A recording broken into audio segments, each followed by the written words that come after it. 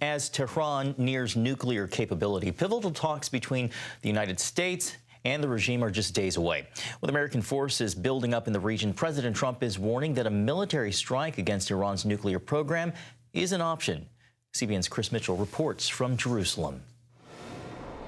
President Trump is seeking a deal where Iran would peacefully give up its nuclear weapons program.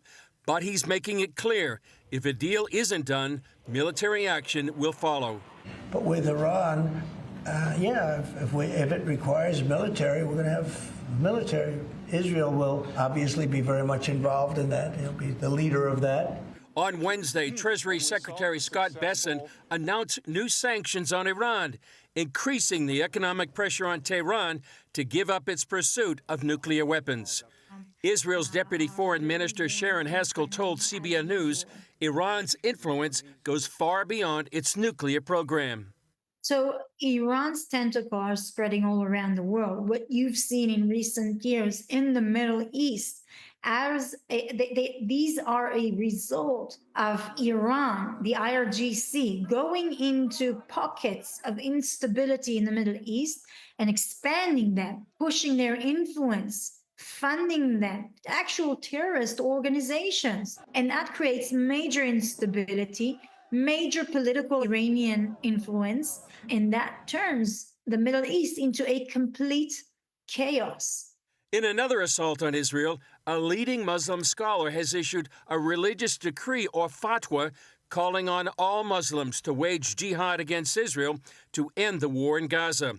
The decree, backed by 14 other prominent Muslim scholars, labels the war in Gaza a genocide and calls for an air, land, and sea blockade of Israel. It also calls on Muslims to, quote, intervene immediately, militarily, economically, and politically to stop this genocide. CBN News talked to Mark Halawa, a Palestinian refugee who grew up in Kuwait and now lives in Israel, about the potential impact of this fatwa. These things, unfortunately, spill into, terrorist attacks, God forbid.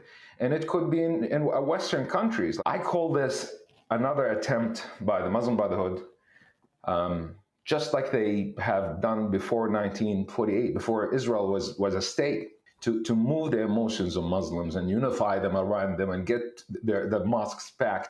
But Egypt's Grand Mufti, the highest Muslim authority in Egypt, calls the fatwa irresponsible. Chris Mitchell, CBN News, Jerusalem.